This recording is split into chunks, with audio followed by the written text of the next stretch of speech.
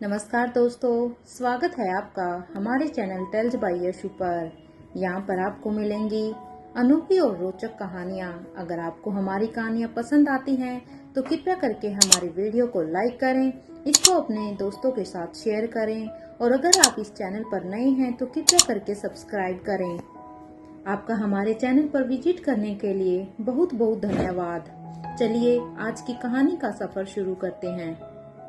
पिछले एपिसोड में हम सब ने सुना था कि यहाँ पर भूमिका के यहाँ पर निखिल और अनिका ने अपने प्लान को बना लिया था और अनिका के प्लान के अकॉर्डिंग यहाँ पर निखिल ने भूमिका को बचा लिया था। तो इधर दूसरी तरफ अनिका उसी बेसमेंट में पहुंच जाती है।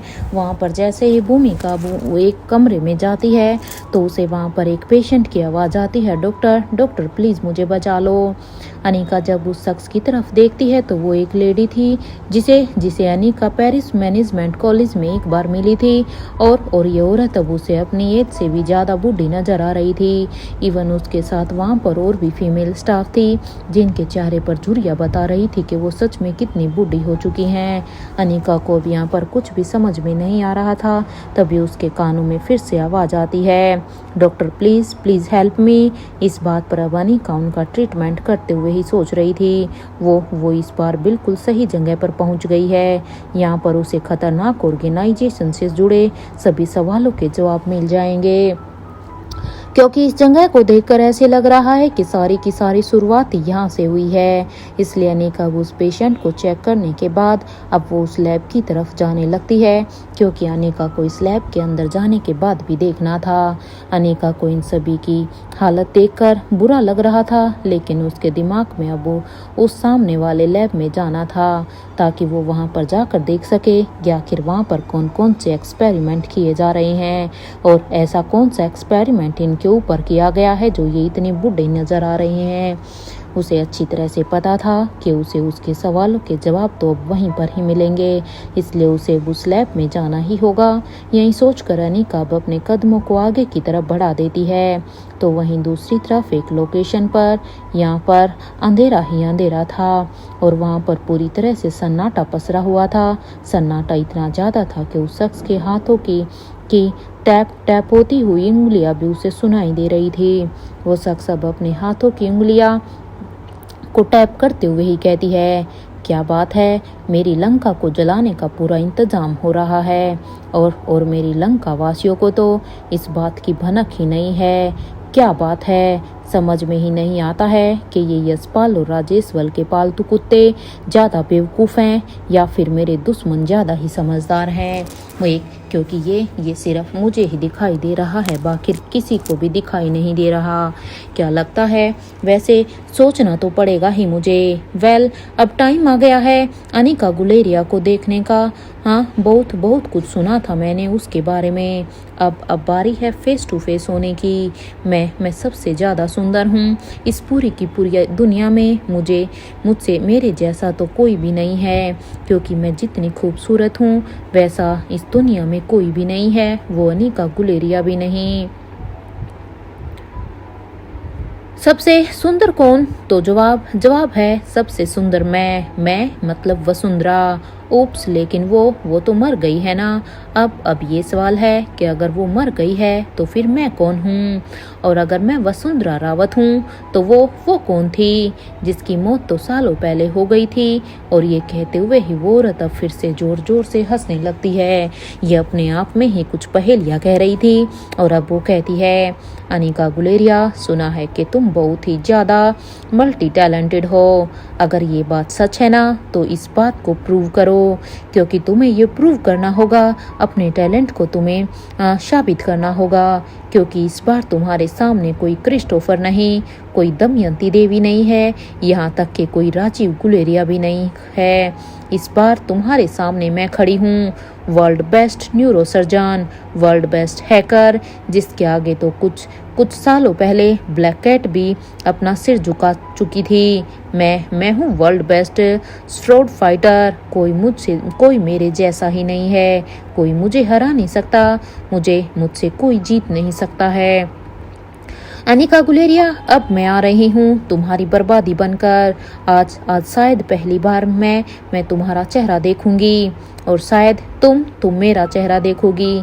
पता नहीं क्यों, लेकिन हाँ, तुम्हारे नाम में मुझे भरोसा है। करो मेरा इंतजार। मैं बस अभी आई।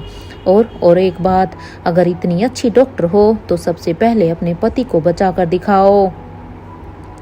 रोहित मारवा की मौत तो आज मेरे की सारे पर ही होगी और साथ ही साथ उस किंग की भी होगी।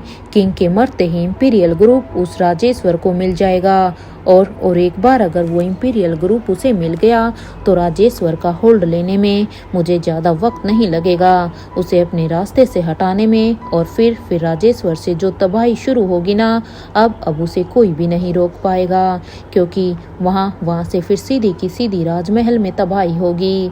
और ये कहते हुए ही वो औरत अब वहाँ से बाहर निकल जाती है। तो वहीं दूसरी तरफ इधर इंडिया में दिल्ली के मारवा हाउस में एक शख्स अब यहाँ पर सुहासिनी मारवा के रूम की तरफ जा रहा था। कुछ ही देर में उस रूम में जाने के बाद अब वो दरवाजे को बंद कर देता है कि तभी उसके कानों में आवाज आती है, अच्छा हुआ कि तुम यहाँ पर आ गई हो, वरना अकेले तो मैं कुछ भी नहीं कर पाती। मुझे तुम्हारी यहाँ पर जरूरत थी। इस बात पर अब वो शख्स पीछे मुड़कर देखकर कहता है, सावित्री आंटी, आप कितने वक्त से यहाँ मारवा हाउस में हैं? मेरे ख्याल से 6 साल तो हो ही गए होंगे ना। इस बात पर अब सावित्री ने कहा, वो 6 साल रोहित बाबा के शादी के पहले और फिर वो 5 साल और बस इतना ही रही हूँ मैं।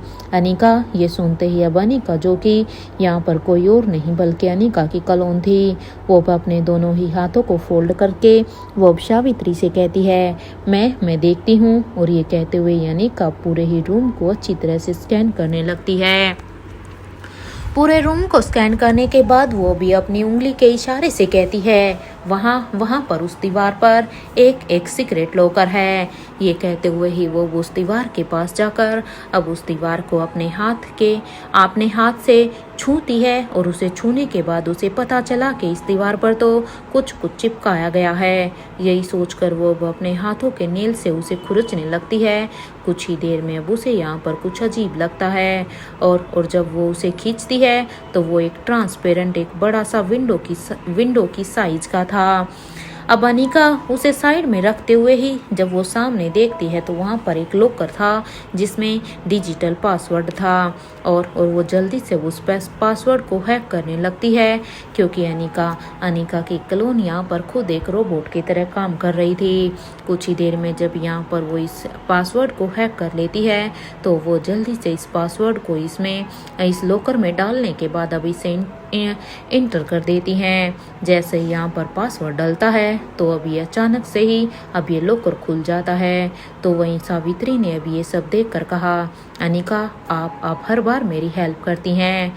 इस बात पर अब अनिका ने कहा, उसके बाद भी आप मेरी हेल्प को लेने में लेट हो जाती हैं, इसलिए अब बिना समय गवाए जल्दी कीजिए, इसके बाद तो आपको यहाँ से जाना ही होगा। ये सुनते ही अब सावित्री ने उस लॉकर में से उन पेपर्स को अपने हाथ में लेकर अब वो अनिका से कहती है, thank you so much Anika. इस बात पर अब अनिका ने कहा, इन पेपर को संभाल कर पढ़िएगा, शायद हमारी इन पेपर से कोई मदद हो जाए। इस बात पर अब सावित्री ने कहा, ठीक है। और वो इन पेपर को अपने पिट्ठू बैग में रखने के बाद अब वो वहाँ से निकल जाती है। तो वहीं अब अनिका भी अब अपने काम में लग जाती है, और क्योंकि अनिका को अच्छी तरह से पता था कि यहाँ पर अब ये दीवार जैसे पहली थी उसे वैसे ही करना होगा। और साथ के साथ वो कहती है, एक बार मैं बस प्रीति को इन्फॉर्म कर देती हूँ कि उसका दिया हुआ काम अभी पूरा हो चुका है।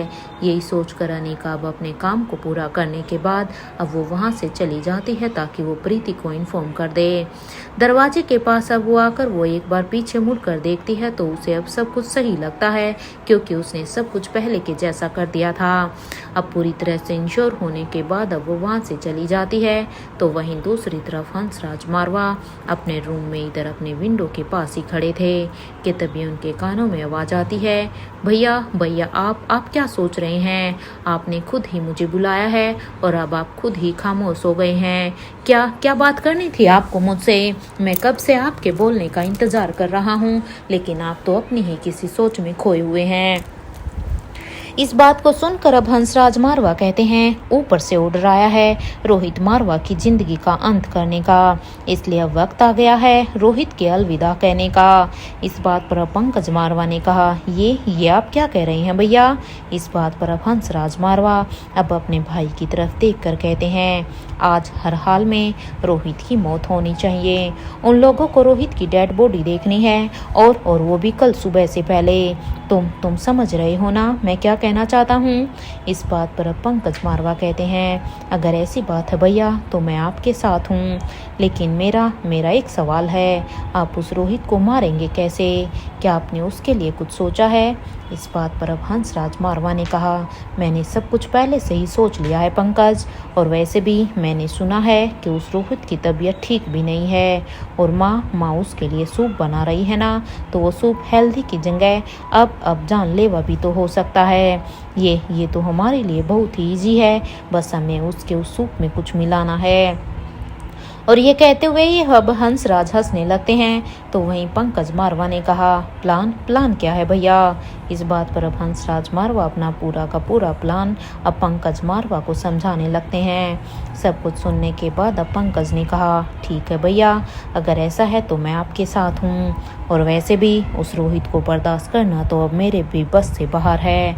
मैं आपको बता नहीं सकता कि जब वो मेरी आंखों के सामने आता है तो उसे देखकर मेरा कितना खून खोल जाता है, लेकिन अफसोस की बात यह है कि हम कुछ कर नहीं सकते। बिल्कुल अपने बाप पर गया है वो, उसकी भी मौत होगी। वैसे मजा तो जब आता हम उस रोहित को बिल्कुल उसके बाप की तरह ही मारते।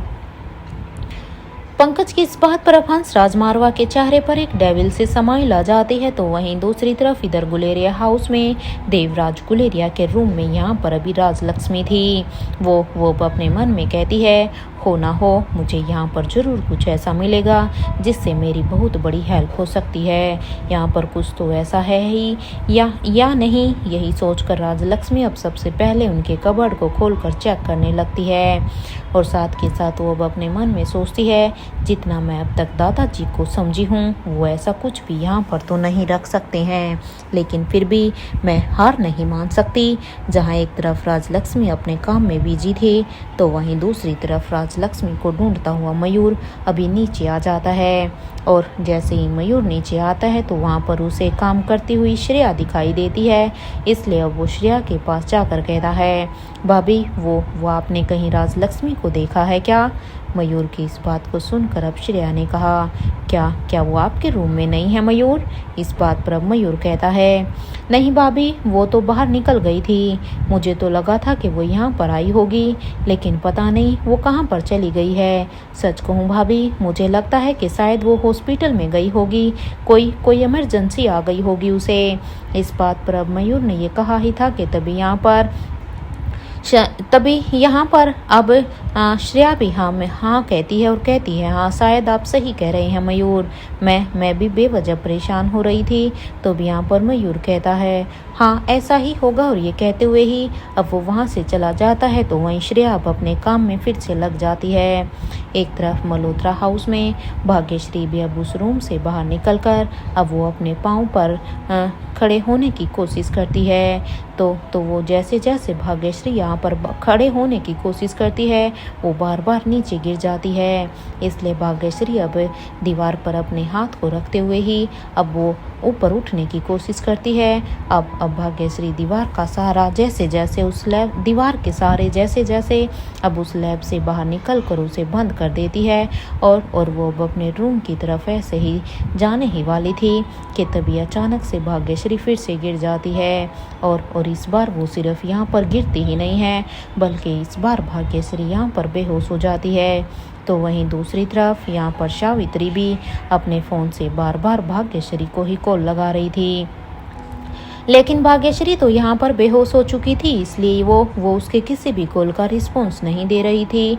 इसलिए सामने से कोई भी रिस्पॉन्स ना मिलने पर अब सावित्री कहती है, अरे आखिर इन्हें हुआ क्या है, ये फ़ोन क्यों नहीं उठा रही हैं आप? आज से पहले तो उन्होंने कभी ऐसा नहीं किया है, तो आज क्या हो गया? वो ठीक तो होगी ना? क्या करूँ मैं? क्या क्या मुझे भी मल्होत्रा हाउस जाना चाहिए या फिर मुझे भाग्यश्री के किसी रिस्पॉन्ड का वेट करना चाहिए? मैं अब क्या करूं? हाँ यही ठीक रहेगा। लेकिन भाग्यश्री को अच्छी तरह से पता है कि हम यहाँ पर ज़्यादा वक्त के लिए नहीं आए हैं। फिर भी वो इतना समय क्यों लगा रही है? हमें यहाँ से अब जाना ही होगा। और हाँ, मुझे अब किंग को इन्फॉर्म करना होगा कि हम यहाँ पर जिस काम के लिए आए थे वो काम अब यहाँ पर पूरा हो गया है। लेकिन मैं गुलेरिया हाउस के अंदर नहीं जा सकती हूँ। मुझे अच्छी तरह से पता है कि हमारे सवालों के जवाब और आखिरी कड़ी तो अब बस गुलेरिया हाउस में ही होगी। लेकिन वहाँ तक जाना ही अब मेरे लिए मुश्किल है। मैं एक काम करती हूँ, मैं पहले भाग्यश्री से ही मिल लेती हूँ और भाग्यश्री से मिलने के बाद ही हम कुछ सोचते हैं कि अब हम गुलेरिया हाउस में कैसे जाएं। और उसके बाद रानी साहिबा से बोलकर हम अंजलि मल्होत्रा को यहाँ पर बुला लेंगे। मुझे अच्छी तरह से पता है कि वो रानी साहिबा की बात को कभी भी नहीं टालेंगी। यही सोचकर सावित्री अब भाग्यश्री के साथ अब फिर से कॉन्टैक्ट करने की कोशिश करती हैं। लेकिन अब इस बार भी वो भाग्यश्री कोई भी रिस्पॉन्ड नहीं करती। और अब यहाँ पर सावित्री बस उनके कॉल बैक का ही वेट करती है। तो इधर पेरिस मैनेजमेंट कॉलेज के बाहर खड़ी एक तरफ ब्लैक कैट यानी कि रानी अवंतिका थी, तो वहीं दूसरी तरफ रानी आलिशा खड़ी थी। आलिशा की आंखों में गुस्सा साफ साफ दिखाई दे रहा था और वो रानी अवंतिका से कहती है, कहाँ गया है वो जिसने मेरे ऊपर वो जाल डाला था? मैं उसे जिंदा नहीं छोड़ूंगी। ये कहते हुए आलिशा भी यहाँ पर सीधी ही 4 फीट हवा में उड़कर सीधा ही रानी अवंतिका के ऊपर अपना वार कर देती है। तो वहीं रानी अवंतिका की बॉडी में यहाँ पर कोई भी हलचल नहीं थी। वो आराम से अपनी जगह पर खड़ी थी। इधर अपने दोनों ही हाथों को क्रॉस करते हुए ही वो बस खड़ी थी। उसे ऐसे देखकर तो रानी साहिबा को ऐसे अटैक करता हुआ देखकर तो बूढ़े बाबा के भी होश उड़ जाते हैं। बूढ़े बाबा साफ साफ इन दोनों की फाइट को देख रहे थे, जिसमें आलिशा उनके ऊपर अटैक कर रही थी। लेकिन यहाँ पर जिसे वो सुपर बॉस समझ रहे थे वो तो कुछ भी नहीं कर रही थी। उन्हें तो अपनी आंखों के ऊपर भरोसा ही नहीं हो रहा था। इसलिए उसके अगर आलिशा इनके ऊपर फिर से हमला करेगी वो अपनी आंखों से नहीं देख सकते। इसलिए इस बार तो उन्होंने अपनी आंखों को ही बंद कर लिया था। लेकिन अब उनसे रहान भी नहीं जा रहा था। अब उस यहाँ पर जो कुछ भी हो रहा था उसे देखना भी चाहते थे। इसलिए अब वो आगे क्या होगा, उनकी सुपर बॉस कैसे इस मुसीबत से खुद को बाहर निकालेगी, ये सब सोचने की उनके मन में जिज्ञासा भी चल रही थी।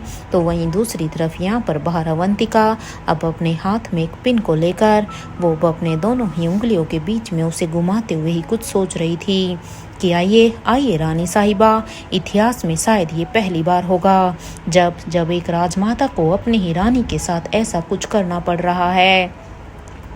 मैंने कभी नहीं सोचा था कि मुझे आपके साथ ये सब करना पड़ेगा, लेकिन सॉरी, अब मैं क्या कर सकती हूँ, मुझे क्षमा करना, क्योंकि अब सिचुएशन ही ऐसी है कि मुझे अब ये करना पड़ रहा है।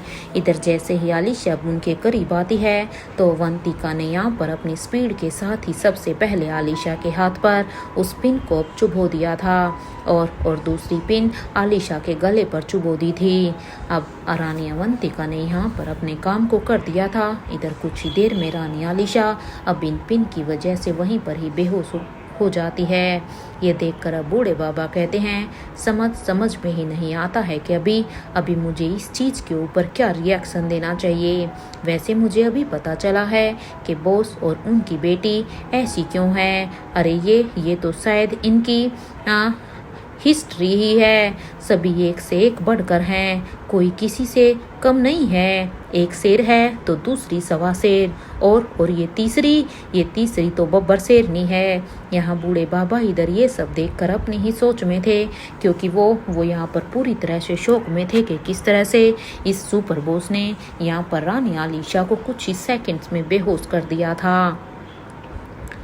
अब वो इसी सोच में थे कि तभी उनकी नज़र अब सामने की गाड़ी पर जाती है, जहां पर महेंद्र पीरामल छिपा हुआ था। महेंद्र पीरामल को देखकर तो ऐसा लग रहा था मानो वो किसी एक्शन कोई कोई एक्शन मूवी देख रहे हों। उन्हें ऐसे देखकर अब बूढ़े बाबा अपने मास्क को पहन लेते हैं और उस मास्क को पहनने के बाद अब वो उस गाड़ी से बाहर निकलकर अब ब्लैक कैट की तरफ जाने लगते हैं। तो ब्लैक कैट अब उनसे कहती है, रानी साहिबा को महेंद्र पीरामल के साथ स्वाति के पैलेस में पहुंचा दो। यहाँ पर ब्लैक कैट की इस बात को सुनने के बाद अब बूढ़े बाबा जिसने अभी अभी यहाँ पर रानी अवंतिका का ये रूप देखा था वो भी यहाँ पर कहते हैं, लेकिन सॉरी लेकिन आप ये भी तो देखिए, ये महेंद्र और आलिशा ये तो राजमहल से कनेक्टेड है ना, तो इन्हें तो राजमहल जाना चाहिए। वो वहाँ पर पेरिस में क्या करेंगे, मैं इन्हें राजमहल में ही छोड़ देता हूँ। बूढ़े बाबा की इस बात को सुनकर अब यहाँ पर रानी अवंतिका कहती है, एक रानी अपने कहे हुए शब्दों से कभी भी पीछे नहीं हट सकती है।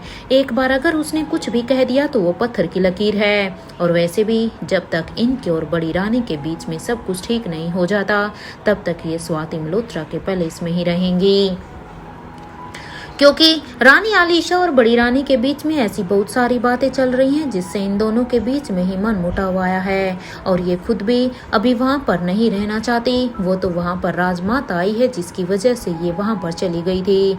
इसलिए अभी इनका स्वाति के पैलेस में ही रहना ठीक होगा। समय के साथ साथ सब कुछ ठीक हो जाएगा। अब ये बात सुनकर अब यहाँ पर बूढ़े बाबा भी हाँ में अपने सिर को हिला देते हैं और जैसे ही वो यहाँ पर अब एक कदम आगे बढ़ते हैं कि तभी यहाँ पर रानी अवंतिका उन्हें रोकते हुए फिर से कहती है, एक बात और, वहाँ पर स्वाति मल्होत्रा के पैलेस में अंजलि मल्होत्रा है, इसलिए अंजलि मल्होत्रा को अब इसलिए वहाँ पर रखा गया था, इसलिए उसे मल्होत्रा हाउस से दूर रखा गया था क्योंकि उस समय अंजलि मल्होत्रा की जान को खतरा था और उस समय उसकी जान के दुश्मन देवराज गुलेरिया थे। लेकिन अब ये बात सब जानते हैं कि देवराज गुलेरिया अब इस दुनिया में नहीं रहा, तो अब उसकी जान को किसी भी तरह का कोई भी खतरा नहीं है। इसलिए हमारे ख्याल से अब उन्हें भी पेरिस से अपने वतन वापस लौट जाना चाहिए, मतलब अब उसे फिर से मल्होत्रा हाउस में लौट जाना चाहिए। वहाँ पर उसकी और भी बहुत सारी रिस्पॉन्सिबिलिटीज हैं जो उन्हें अब निभानी है। वो यहाँ पर आलिशा के लिए यहाँ पर रह रही हैं, लेकिन अब उन्हें आलिशा के बारे में चिंता करने की कोई भी ज़रूरत नहीं है क्योंकि आलिशा के लिए यहाँ पर हम हैं, हम यहाँ पर सब संभाल लेंगे। और वैसे भी अगर देखा जाए तो एक रानी को इमोशनल वीक होना शोभा नहीं देता है, क्योंकि रानी आलिशा वैसे तो अपने आप में बहुत ही कुशल है, लेकिन फिर भी अब इन छोटी छोटी चीज़ों के ऊपर वो ऐसे इमोशनल नहीं हो सकती है। उसे अटैक टाइम और सिचुएशन टाइम देखकर ही अपने आप को संभालना होता है। इन दोनों को इसलिए यहाँ से सेफली यहाँ से लेकर जाइएगा और इन्हें स्वाति के पैलेस में छोड़ देना। और याद रहे अंजलि मल्होत्रा को वहाँ पर जाते ही इंडिया के लिए भेजना है। इस बात पर बूढ़े बाबा कहते हैं, जी ठीक है, आपने जो कहा है वो हो जाएगा। वो कैलाश अधिकारी के 2 आदमी हैं उधर, मैं उनके साथ इन दोनों को वहाँ पर भिजवा देता हूँ। बूढ़े बाबा की इस बात पर अब यहाँ पर रानी अवंतिका हाँ में अपने सिर को हिला देती है और इसके बाद अब वो किंग की हेल्प करने के लिए अंदर चली जाती है, क्योंकि रानी अवंतिका ने यहाँ पर सिचुएशन को अच्छी तरीके से संभाल लिया था।